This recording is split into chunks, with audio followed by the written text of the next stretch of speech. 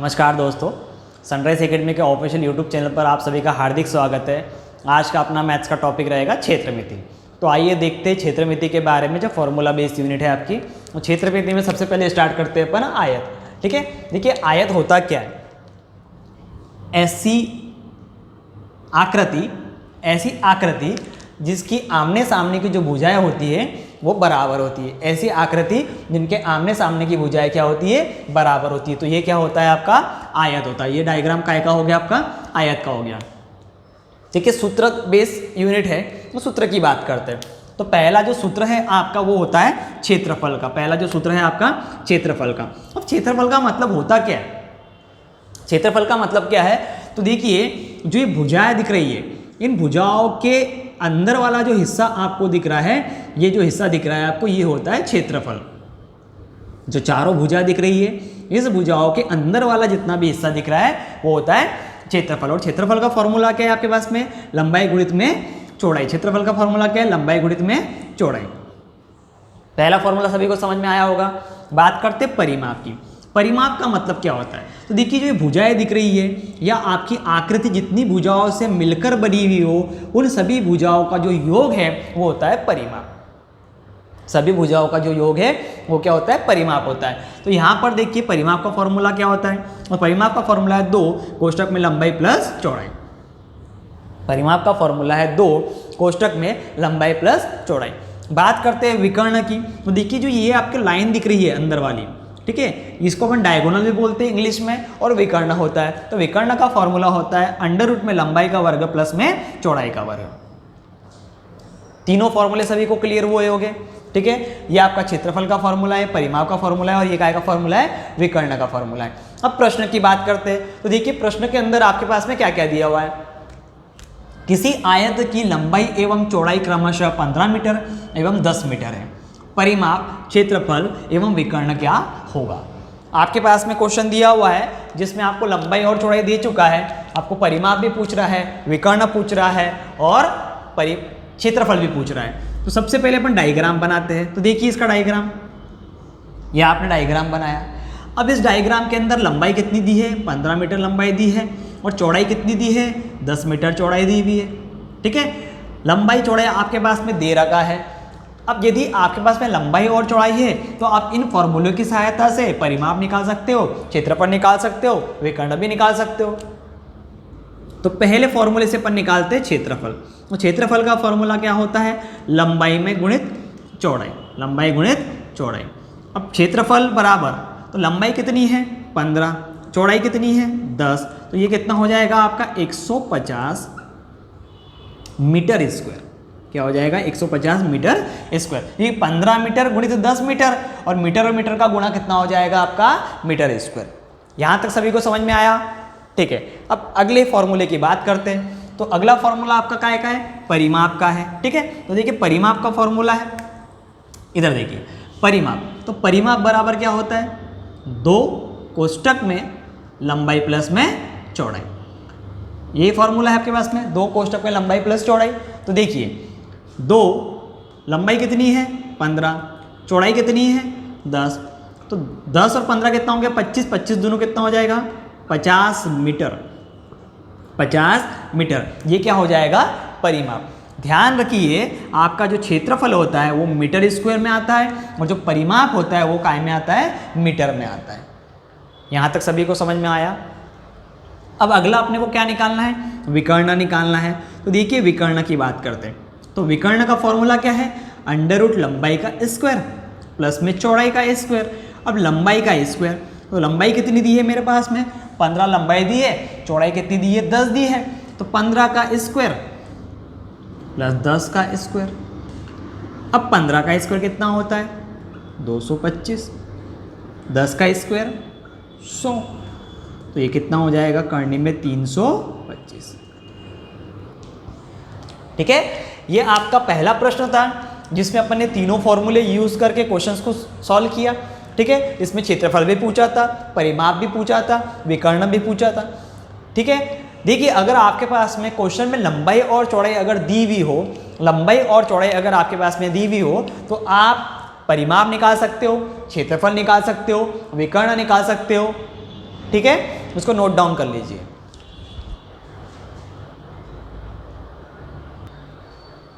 चलिए अगले प्रश्न के बारे में बात करते हैं। अगला प्रश्न देख लीजिए, आयत की लंबाई उसकी चौड़ाई से 5 मीटर अधिक है।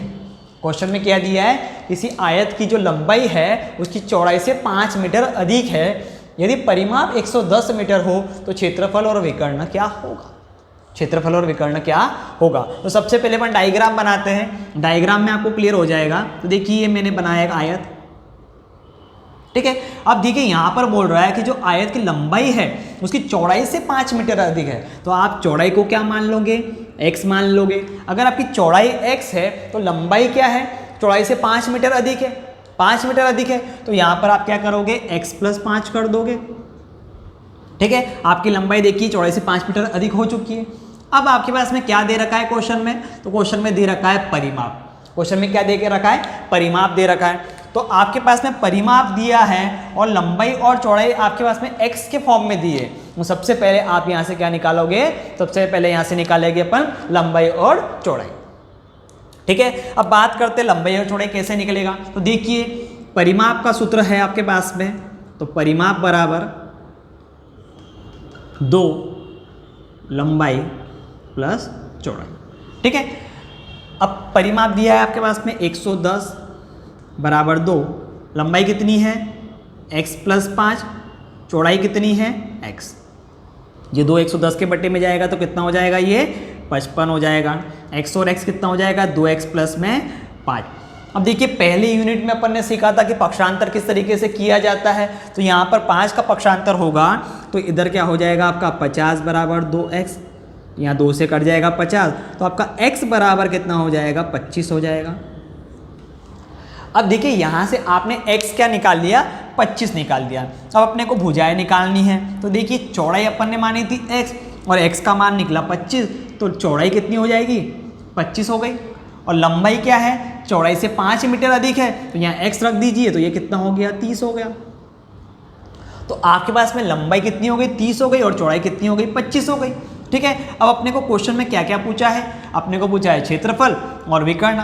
अगर आपके पास में लंबाई और चौड़ाई आ चुकी है तो आप कुछ भी निकाल सकते हो।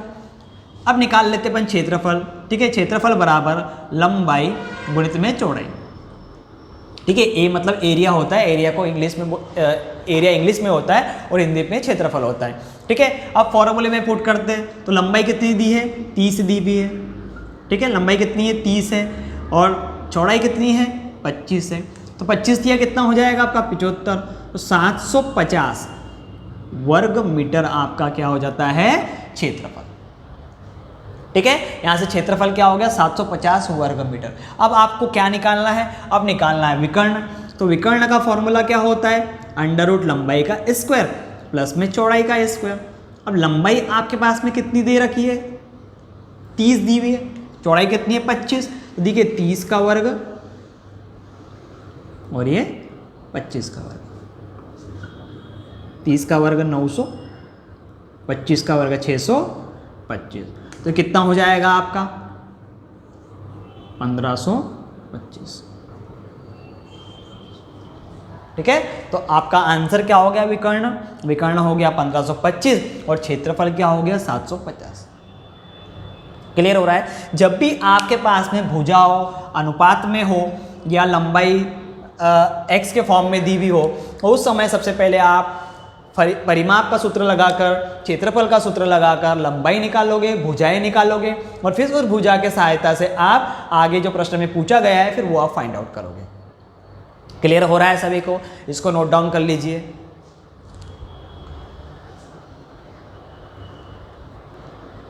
चलिए प्रश्न क्रमांक 3 की बात करते हैं। तो तीसरा प्रश्न देखिए, आयत की लंबाई उसकी चौड़ाई का दुगुना है। आयत की जो लंबाई है वो उसकी चौड़ाई का क्या है?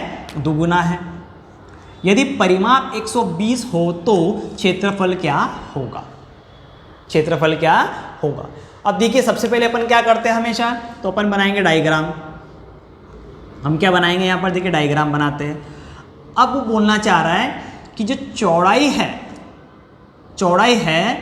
जो लंबाई है वो उसकी चौड़ाई का क्या है? दुगुना है। तो चौड़ाई को आप क्या मान लोगे?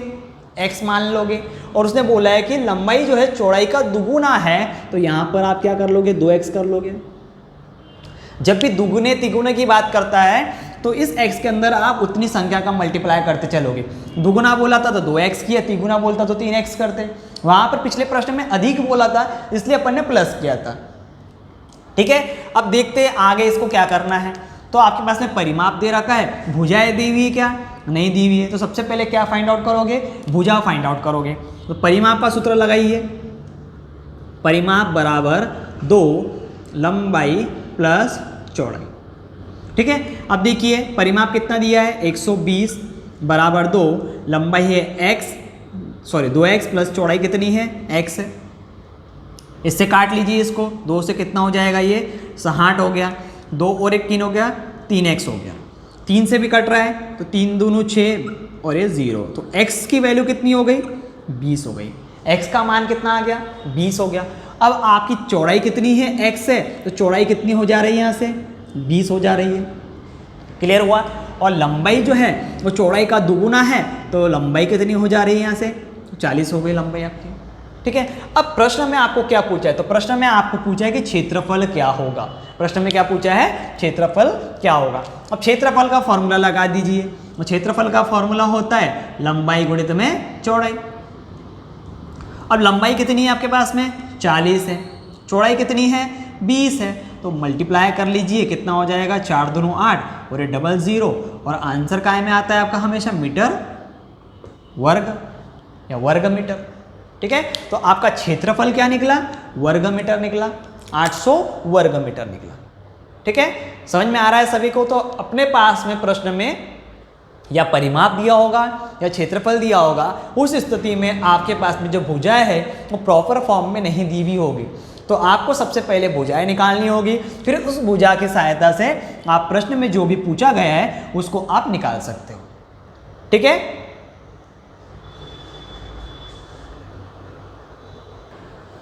चलिए अगले प्रश्न पर चलते हैं।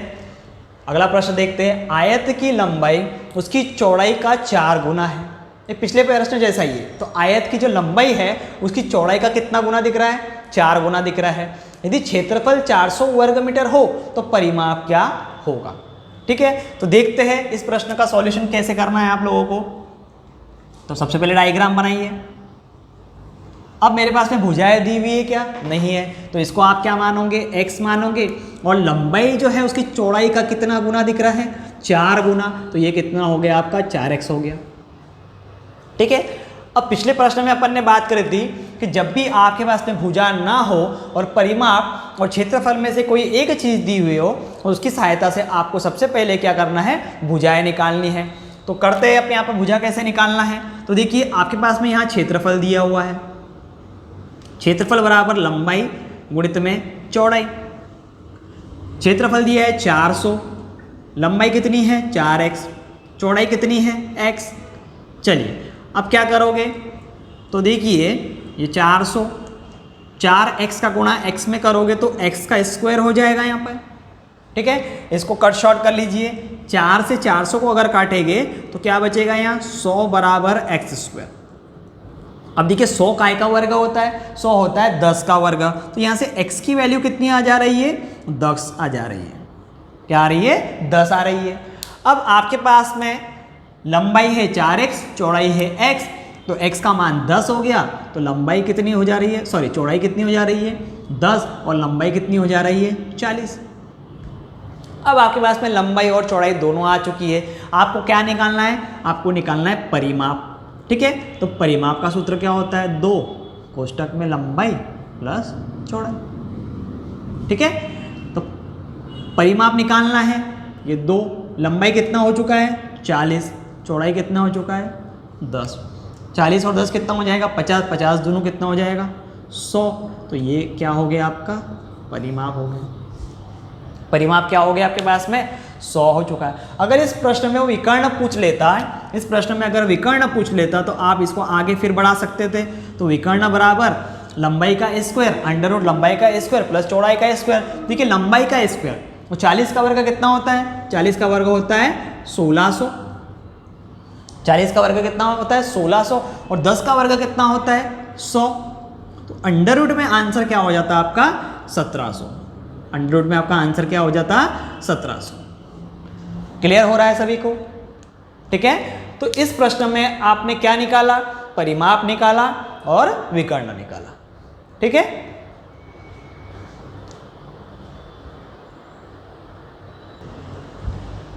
चलिए अगले प्रश्न की बात करते हैं। पांचवा प्रश्न है आपका, आयत की भुजाओं का अनुपात 2:3 है। यदि परिमाप 500 मीटर हो तो क्षेत्रफल क्या होगा? प्रश्न पढ़ लिया सभी ने।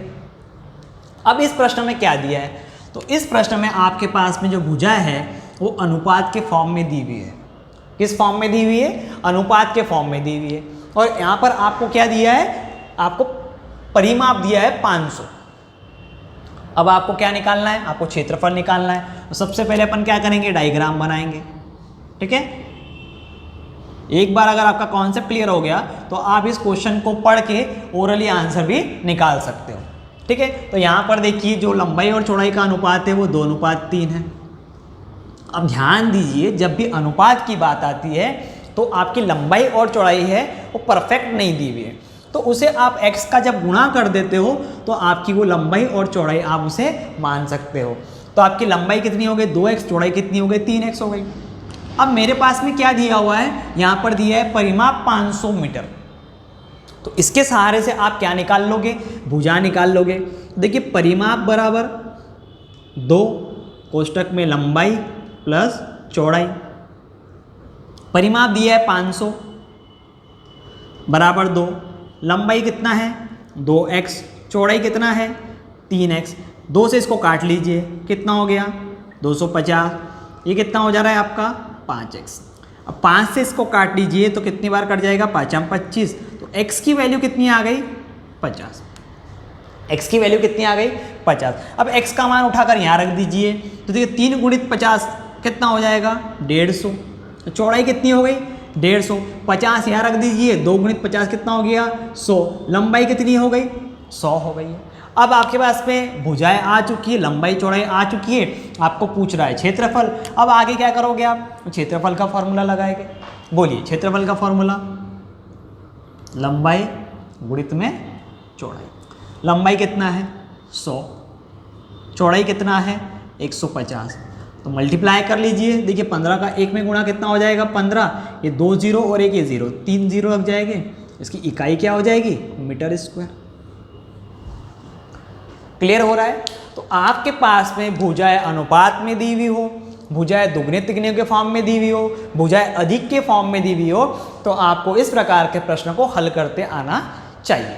ठीक है, इस प्रश्न में अपने को क्षेत्रफल पूछा था तो अपन ने इस प्रश्न में क्या निकाला? क्षेत्रफल निकाला, जिसमें भुजाएं आपकी किस फॉर्म में थी? अनुपात के फॉर्म में थी। ठीक है, क्लियर हो रहा है सभी को? चलिए अगले प्रश्न की बात करते हैं जो आपका वृद्धि पर रहेगा और कमी पर रहेगा। कमी और वृद्धि वाला प्रश्न आपके एग्जाम में पूछे जाते हैं। तो प्रश्न देखने के पहले आप कॉन्सेप्ट समझ लीजिए। आपके पास में एक वृद्धि वाला फॉर्मूला होता है और कमी वाला फॉर्मूला भी होता है। तो आपको क्या करना है? एक फॉर्मूला ही याद रखना है। कौन सा फॉर्मूला रहेगा वो? x plus y plus x y बटे में 100। ये फॉर्मूला आपका कॉमन रहेगा, चाहे प्रश्न में वृद्धि पूछे, चाहे प्रश्न में वृद्धि कमी पूछे, चाहे प्रश्न में कमी कमी पूछे, किसी भी प्रकार का प्रश्न हो, आपको एक ही फॉर्मूला ये याद रखना है। इस फॉर्मूले के सहारे अपन सारी वैल्यू को फाइंड आउट कर सकते हैं। अब देखिए फॉर्मूला क्या है? x plus y plus x y बटा 100। x plus y plus x y बटा 100। फिर प्रश्न में आपको एक चीज़ ध्यान रखनी है कि जब भी वृद्धि की बात आती है तो उस समय जो भी वैल्यू आप लोगे उसे पॉजिटिव लेना है। जब भी कमी की बात आती है तो उस समय जो भी वैल्यू आप लोगे उससे नेगेटिव लेना है।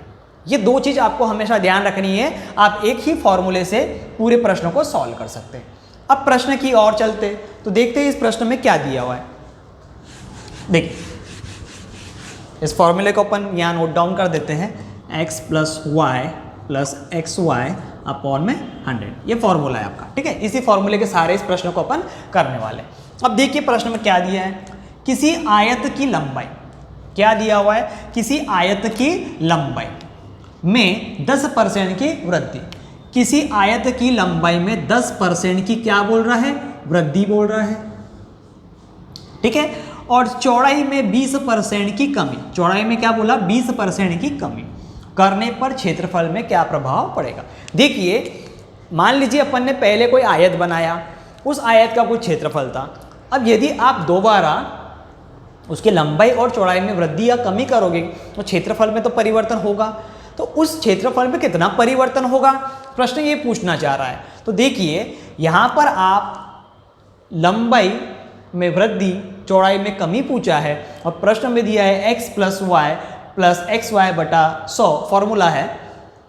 अब किसे x माना जाए, किसे y माना जाए, तो यहाँ पर क्या करना है, आप किसी को भी x मान सकते हो, किसी को भी y मान सकते हो। तो प्रश्न में सबसे पहला जो दिख रहा है आप याद रख लीजिए, उसे x मान लीजिए और जो दूसरी वैल्यू दिख रही है उसे y मान लीजिए, ठीक है। तो यहाँ पर देखिए x क्या है आपके पास में 10 दिया हुआ है, ठीक है। x की वैल्यू कितनी मान ली, 10 मान ली, और y की वैल्यू क्या मान ली, 20 मान ली यहाँ पर परसेंट के फॉर्म में, ठीक है। अब देखिए आयत की लंबाई में 10% की वृद्धि, 10% की वृद्धि, तो आपका जो ये 10 है ये पॉजिटिव वैल्यू रहेगी। वृद्धि बोल रहा है तो कौन सी लेना है आपको, पॉजिटिव लेना है। और चौड़ाई में 20% की कमी बोल रहा है तो ये क्या लेना है आपको, नेगेटिव लेना है। मतलब फॉर्मूले में अब जो भी आप वैल्यू पुट करोगे उनके चिन्हों के साथ में वैल्यू आपको यहाँ पर पुट करना रहेगा। अब कैसे पुट करना रहेगा, तो देखिए x का मान क्या हो गया, +10, x का मान कितना हो गया, +10, ठीक है। देखिए यहाँ पर काय का चिन्ह है, ये प्लस का है, ये फॉर्मूले वाला चिन्ह है। y का मान क्या हो गया, -20, y का मान क्या हो गया, -20। माइनस क्यों लिया, क्योंकि कमी बोल रहा है तो -20, यहाँ पर प्लस का चिन्ह तो फॉर्मूले में है। अब यहाँ पर x की वैल्यू तो 10 और y की वैल्यू -20, इसके बटे में कितना हो गया, 100 हो गया, ठीक। यहाँ तक सभी को समझ में आया होगा कि प्रश्न में जब भी वृद्धि बोल रहा है तो फॉर्मूला आपको प्लस में लेना है, कमी बोल रहा है तो नेगेटिव में लेना है, और वही आपको जो वैल्यू प्लस माइनस की ले रहे हो उठाकर फॉर्मूले में पुट कर देना है। अब इसका सॉल्यूशन करना है, तो क्या करोगे इसके सॉल्यूशन में, तो बताइए। तो देखिए ये 10 हो जाएगा, प्लस माइनस क्या हो जाएगा, -20 हो गया ये, ठीक है। यहाँ पर देखिए इसका चिन्ह क्या है, प्लस है, प्लस माइनस कितना होता है, माइनस, माइनस और प्लस कितना होगा, ये माइनस हो गया। अब ये कितना हो गया, 10 और 20 का गुणा 200 बटे में क्या आ जा रहा है, 100 हो गया, ठीक है। अब देखिए काफ़ी लोग क्या करते हैं, यहाँ पर इनका एलसीएम वगैरह लेते हैं, तो आपको ऐसा नहीं करना है। आप देखिए 0 को यहाँ से काट दीजिए, इस 0 को यहाँ से काट दीजिए। अब यहाँ पर क्या बच रहा है, केवल और केवल -2। अब -2 -20, अपन ने साइन कन्वेंशन वाले वीडियो में देखा था कि हमेशा दो माइनस माइनस होते हैं वो आपस में जुड़ते हैं, परंतु उनका चिन्ह क्या होता है, माइनस होता है। तो ये -20 और -2 कितना हो जाएगा, -22। अब एक चिन्ह प्लस का है, एक चिन्ह माइनस का है, तो उस समय क्या होता था, संख्या घटती थी परंतु चिन्ह काय का होता था, जिस संख्या का चिन्ह जो बड़ी संख्या होता है उसका चिन्ह अपन यूज करते थे। तो यहाँ पर कितना हो जाएगा आपका, -12%। देखिए 10 माइनस करोगे तो -12 हो जाएगा। अब बात करते हैं कि प्रश्न में पूछा है कि क्षेत्रफल में क्या प्रभाव पड़ेगा या क्षेत्रफल में कितने % की वृद्धि या कमी होगी। प्रश्न किसी भी तरीके से पूछ सकता है। तो यहाँ पर आप क्या करोगे कि क्षेत्रफल में 12% की क्या हो गई, कमी हो गई, क्योंकि माइनस में अगर आंसर आया है तो क्या हो गया, 12% की कमी हो गई। और मान लीजिए यदि यहाँ पॉजिटिव वैल्यू आती तो क्या होता, वृद्धि हो जाती। तो माइनस में आया है तो क्या हुआ, 12% की कमी हो जाती है। ये प्रश्न बहुत इंपॉर्टेंट है जो एग्जाम में पूछा जाता है, इसको ध्यान से समझ लीजिए। आपको एक फॉर्मूला याद रखना है, x + y + xy बटे में 100। क्लियर हो रहा है सभी को, ठीक है। चलिए अगले प्रश्न की बात करते हैं। किसी आयत की लंबाई में, ठीक है, प्रश्न में क्या दिया है, किसी आयत की लंबाई में 20% की वृद्धि, ठीक है, किसी आयत की लंबाई में 20% की वृद्धि एवं चौड़ाई में 20% की कमी, ठीक है, 20% की कमी करने पर क्षेत्रफल में क्या प्रभाव पड़ेगा, क्षेत्रफल में क्या प्रभाव पड़ेगा। अब देखिए फॉर्मूला अपने पास में क्या था, तो पिछले क्वेश्चन में अपन ने देखा था कि एक ही फॉर्मूला यूज करना है, x plus y plus x y बटे में 100। अब देखिए डायरेक्ट वैल्यू पुट करते हैं इसके अंदर, तो पहली वैल्यू आप x मानते हो, दूसरी वैल्यू को आप y मानते हो। अब पहले में क्या दिया है, 20% की वृद्धि दिया है, 20% की क्या दिया है, वृद्धि दिया है, तो आप प्लस का 20 ले लोगे यहाँ पर, वृद्धि बोला तो प्लस, ये आप प्लस का चिन्ह ले लीजिए। चौड़ाई में 20% की कमी बोल रहा है तो यहाँ माइनस का 20 ले लीजिए, कमी को अपन माइनस लेते हैं, वृद्धि को अपन प्लस लेते हैं, ठीक है। यहाँ पर आपका प्लस का चिन्ह रहेगा, x की वैल्यू प्लस का 20, y की वैल्यू माइनस का 20 बटे में कितना हो जाएगा, 100 हो जाएगा। क्लियर हो रहा है सभी को। अब बोलिए क्या करोगे, तो देखिए ये आपका एक प्लस का है और एक माइनस का है, प्लस माइनस क्या हो जाएगा, माइनस हो जाएगा, ये माइनस का 20। अब यहाँ पर देखिए ये plus minus minus minus plus कितना होता है, माइनस हो गया। 20 और 20 का गुणा कितना होता है, 400, 400 बटे में क्या हो गया, 100 हो गया। ये 0 से 0, ये 0 से 0 कैंसिल हो गया। अब देखिए ये 20 आपका पॉजिटिव है, ये 20 आपका नेगेटिव है, तो दोनों आपस में क्या हो जाएंगे, कैंसल आउट हो जाएंगे, क्योंकि प्लस का एक 20 है, माइनस का एक 20 है, तो दोनों की वैल्यू 0 आ जाएगी। अब यहाँ पर क्या बचा, केवल और केवल माइनस का 4। अब आप बताइए कि माइनस का 4 यदि यहाँ बचा है तो जो क्षेत्रफल है उसमें वृद्धि होगी कि कमी होगी, उसमें क्या होगी, कमी होगी। क्यों कमी होगी, क्योंकि यहाँ पर जो आपका आंसर आ रहा है वो किस में आ रहा है, नेगेटिव में आ रहा है। आपका आंसर काय में आ रहा है, नेगेटिव में आ रहा है। नेगेटिव में आ रहा है मतलब क्या हो रहा है, कमी हो रही है, ठीक है।